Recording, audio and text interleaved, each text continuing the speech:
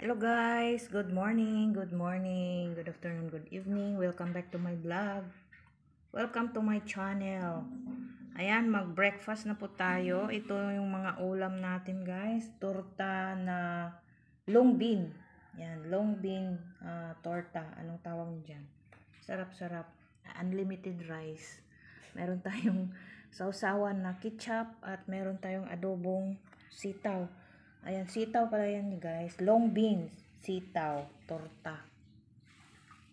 Unlimited rice. At meron tayong kape.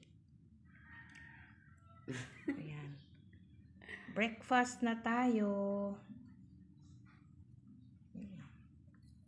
Tignan natin itong Tingnan natin itong ating torta na long bean, sitaw. Ayan, kuha na kayo guys. Ayan oh, sarap. Sitaw or long bean na hiniwa-hiwa ng manipis at nilagyan ng itlog, garlic at saka sibuyas, onion. Ayan.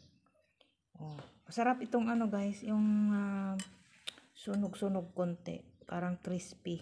Ayan, oh, 'di ba? Masarap. Oh, wow, yummy. Sarap. So, let's eat guys. Ito lang ang ulam namin sa breakfast. Hindi kagaya sa talagang nasanay na kami na mag-breakfast ng rice. Hindi kagaya noon na nasa ibang bansa ako na okay lang sa amin yung breakfast namin na bread at saka coffee.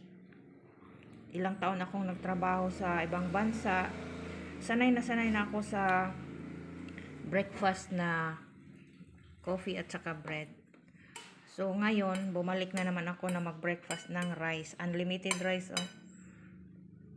O, diba? So ito lang guys ang update natin. Thank you for watching. God bless us all.